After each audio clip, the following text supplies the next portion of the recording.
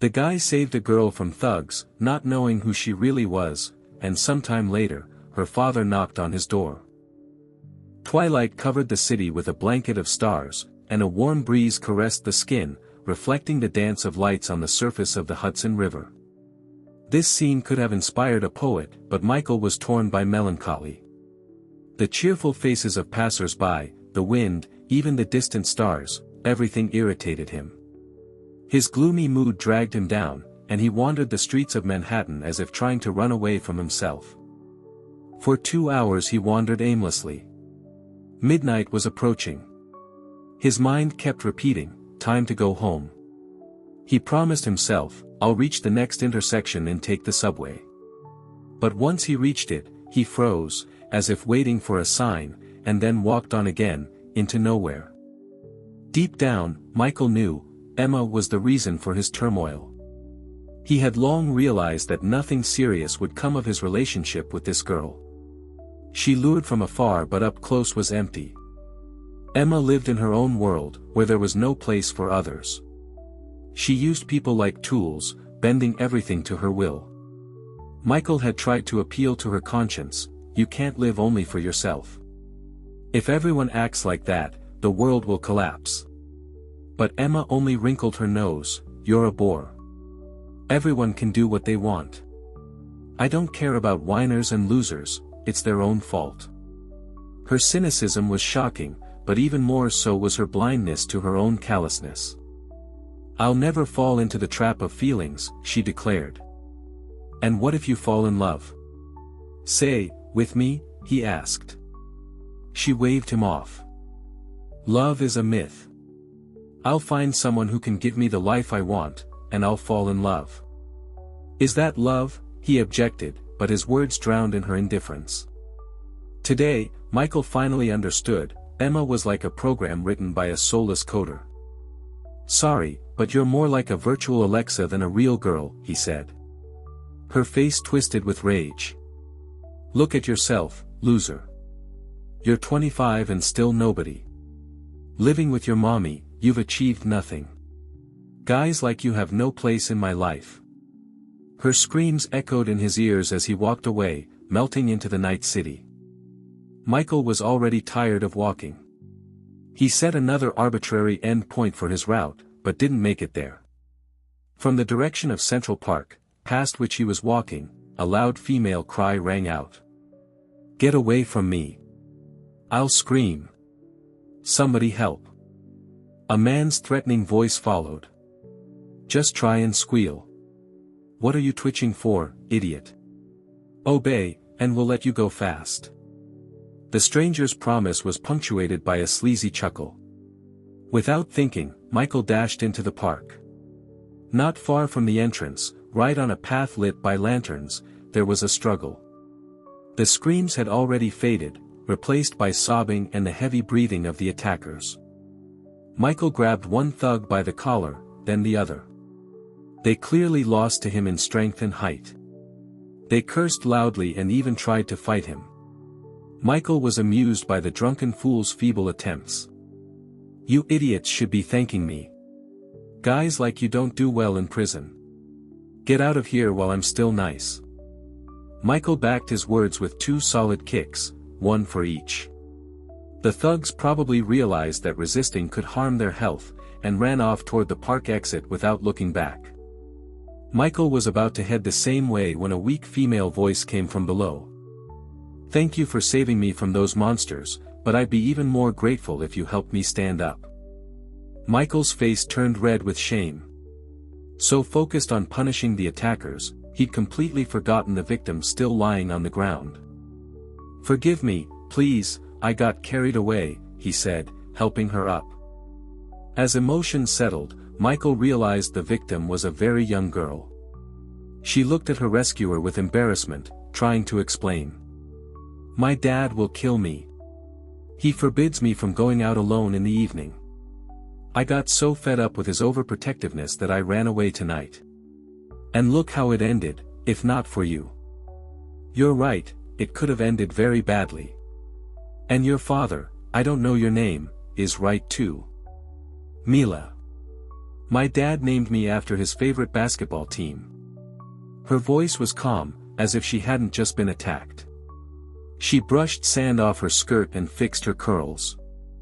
Michael examined the girl he had just saved. Under the streetlight, she looked like a tiny elf. It seemed she could flutter away into the summer night. He smiled. Mila interpreted his change in expression as a reaction to her appearance. I must look awful. Those creeps rolled me in the sand. But I got one of them good, right in the eye. You can fight back. Michael was surprised. Yeah, my dad taught me a few punches. He used to serve in the army, even did a tour in Iraq, she said proudly. I served too. Cool. Dad always says a real man is one who's served, especially in special forces. Once again, your dad is right, Mila. Oh. How do you know my name? You told me a couple minutes ago. Sorry, that attack scrambled my brain a bit. That's natural. It's not every day you get attacked out of nowhere. I didn't think it'd happen. Jessica and 2 other girls from our dorm and I just wanted to hang out at a cafe. She nodded toward where the thugs had gone. They were hitting on us there. We told them off. Michael gently continued her story. Girls' night ran long, and you had to head home alone. Mila nodded, her voice trembling. Yeah. I wanted to get an Uber, but didn't have enough money. I'd saved all week just to feel free for once. Dad's rich, but he doesn't spoil me. Says I need to earn everything myself. We spent everything. I was too scared to call him. I even left my phone at home. Stupid, I know. Michael shook his head with warmth in his eyes. That's not great. Parents worry like crazy. My mom used to call me 10 times a night. Mila looked at him with curiosity. You live with your mom? He hesitated, voice quieter. No, just my dad. My mom died 3 years ago. Bus accident in Florida, tourists. A heavy silence filled the air, full of unspoken sympathy. A taxi appeared in the night. Michael waved it down. It's late. Your dad's probably losing his mind. And I have to be up at 6. Where to, Mila? She gave an address in a New York suburb. He smiled and handed her a business card. If anything, thugs, broken laptop, call me. Mila glanced at the card. Thank you, Michael Davis. Almost, he grinned, Davis. The cab honked impatiently. Michael got in, and Mila remained at the wrought iron gates of a mansion, hesitant to ring the bell. Her heart raced, tears welled in her eyes. Suddenly, a familiar figure emerged from the dark.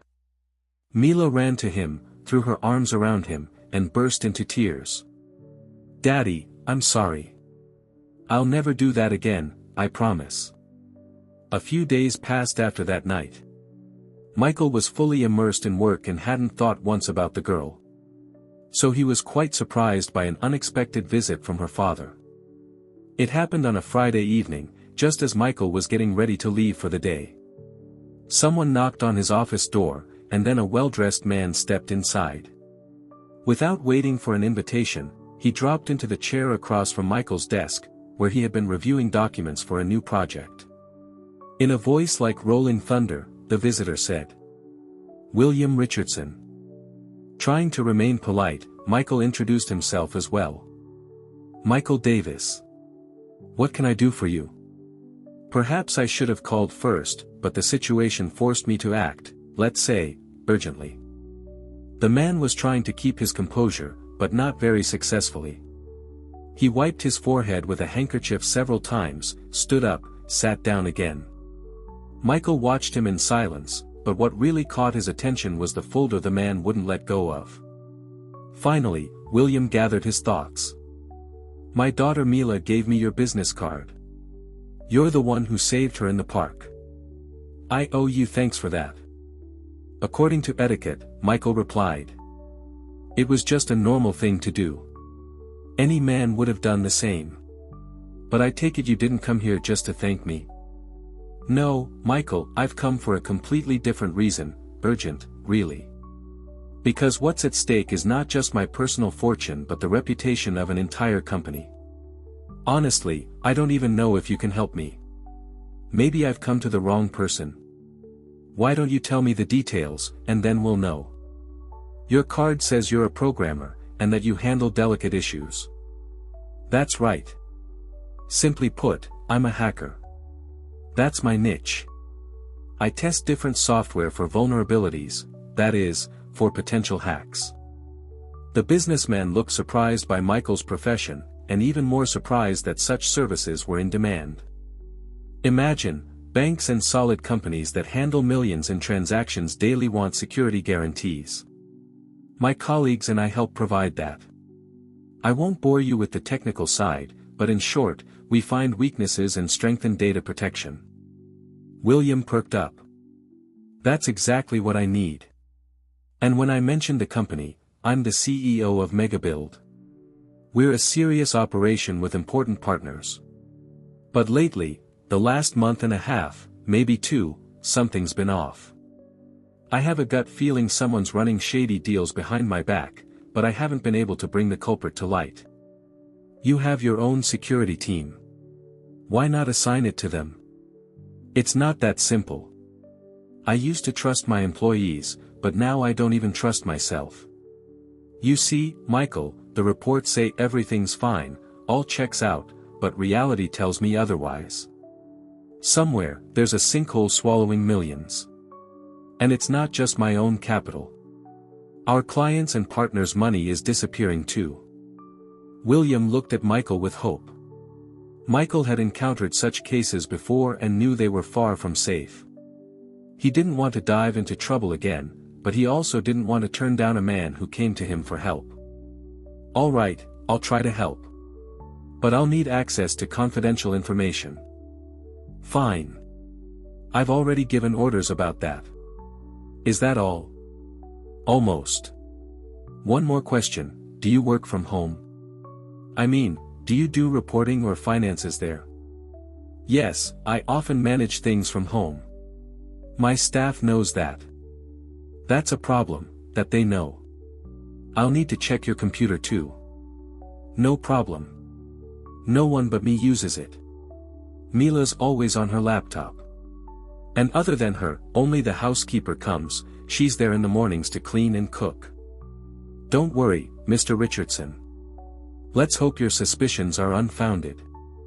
Michael asked his department head for unpaid leave. He didn't explain the real reason, saying instead that his father was ill. The boss was surprised. I just spoke with Tom yesterday. He looked great, even cracked some jokes. Michael, it's not nice to lie to your elders. I know. But I really need this time. Fine, go, the manager waved him off but signed the request. For 3 days, Michael barely slept. He dug into the financial leak at Megabuild. The case was indeed strange, the documents showed transactions going through, but then the money vanished. He needed one thread to unravel the whole mess. And he found it, on the 4th day. On day 1 of the investigation, Michael had asked William to show him his work computer. The businessman greeted him at the door and led him to his office. As they neared the room, Mila stepped out of hers and was delighted to see Michael. It's you. Did Dad invite you over? Want some coffee? Or do you prefer tea? William tugged at his daughter impatiently. Mila, you chirp like a whole flock of sparrows. We've got serious business here. But sure, bring coffee. You don't mind, Michael? Not at all. The coffee would have to wait. Michael got to work examining the computer William used at home. He made an unpleasant discovery, it had a spyware program installed. When he told William, the man nearly had a heart attack. Who dared sabotage me? I'll crush them with my own hands. Michael tried to calm him. Mr. Richardson, please don't lose your head. Can you remove the program? Of course. But not yet. This is a weapon, a clear crime, and we can turn it against the attacker. William looked at Michael with hope. I wish I had a son-in-law like you, not Rodney. Michael tensed. Rodney? Mila's fiancé or just a friend? Hard to say, the businessman sighed. He's the son of a comrade from Iraq. We swore, back then, that if we survived, our families would unite. Joking, of course. Later I went into business. Mila was born. My friend asked once for help placing his son. Rodney was just a kid. I said yes, we survived mountains together, after all. A couple years ago, he brought Rodney to the office, asked for a job. I hired him, couldn't say no. William paced the office anxiously. Michael asked. Is Rodney still working for you? Yes, William nodded. He's smart, takes initiative. Does he visit your home? Of course. He and Mila are close, not engaged, but close. He drives her places, they go to exhibits. Michael muttered. Now I see why she craved freedom. What did you say? William asked. Never mind. Another question, Rodney didn't use my computer, right? Maybe installed something. I'm not sure. My office is secure. But Mila's laptop broke recently. Rodney fixed it. Asked for a mouse, I sent him to my office. He was there for 10 seconds at most. That's enough, Michael said darkly. A pro can hack a bank in that time. With this critical intel, Michael began the final phase.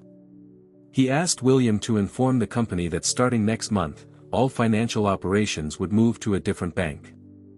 As expected, the thief panicked. Security detained Rodney. The guy trembled with fear, his face white as chalk, as two guards shoved him into the boss's office. William pitied the shaking figure, but had no intention of forgiving him. Be a man, Rodney. Take responsibility. Your father must have taught you that. He didn't raise you to steal. Rodney mumbled something unintelligible. The businessman raised his voice. Answer clearly when spoken to. Is this how you repay my kindness? You were like a son to me, friends with Mila. How could you do this? Rodney, still shaking, mumbled. I'm sorry. I didn't mean to. I'll return everything. William's eyes burned with anger. You'll return it today, or regret it. I'm not pressing charges only out of respect for your father. You disgrace him. Now get out. Rodney returned only a small portion of the stolen money, begging for time to repay the rest. But William was firm. Enough. No more favors. The clock's ticking. Uncle Bill, where am I supposed to get that kind of money? Rodney's voice cracked. You should have thought of that before you stole. Go to your father. And don't you dare come near Mila again. You disgust me. Rodney said nothing, but his eyes flared with rage. As he left, he whispered a threat Michael heard clearly. You'll pay for this. Rodney disappeared beyond the gate. Michael, disturbed by the ominous threat, tried to warn William. But the businessman waved him off with a smirk. Come on, Michael. Did you see him tremble? Guys like that don't pull stunts. I saw plenty of cowards in the army, he's no different. Kill someone. He doesn't have the guts. My security's top-notch. And William was right, his security team was full of professionals. But even trained experts can misjudge danger, and sometimes things unfold in seconds. That's exactly what happened with William, who had already begun to forget about Rodney and the troubles connected with the young man. Rodney showed up twice near the Richardson estate, returning part of the money he'd stolen. One day, Mila confessed to her father that her ex had called her several times, asking to meet. The strict father, upon hearing this, snapped. If I find out you met with that scumbag, I'll lock you up.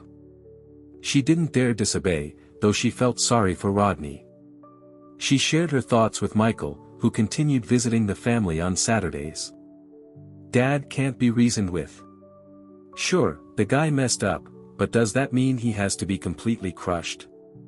Everyone makes mistakes. No, not everyone, Mila. Your naivety and immense kindness always amaze me. Look, some things simply can't be forgiven. Rodney didn't just steal from your dad. He robbed hundreds of employees and partners. And you feel sorry for him? I can't help it. I know Rodney. He's capable of real friendship. No, Mila. He's a chameleon, he adapts to whatever suits him. Sadly, that's a skill not just animals have. Some people master it too. Rodney is one of those. Their heart-to-heart talks became a Saturday ritual. But Michael never stayed long, an hour or two, then he'd say goodbye to Mila and her father. After his work on the case, William wanted to pay him, but Michael refused. I was on leave anyway. Let's just call this a productive vacation. The businessman insisted. But I'll feel uncomfortable. I always pay people for work. Michael joked. Then hire me to your company, just give me a big salary. William liked the idea. You know what? That's not bad. Why didn't I think of it sooner? I could use a guy like you. Are you serious, Mr. Richardson? You want to hire a hacker? William squinted slyly. Why not? I want to beef up security across the board. That's smart. A lot of companies are doing that now. Michael, I have a thought. Let's drive to my office. Sure, I've got a couple hours to spare. The men headed to William's SUV. But then Michael noticed a glint, unmoving, on the back of William's head. He reacted instantly, tackling the larger man to the ground and shielding him with his own body. 3 shots rang out. 1 bullet zipped past Michael's temple.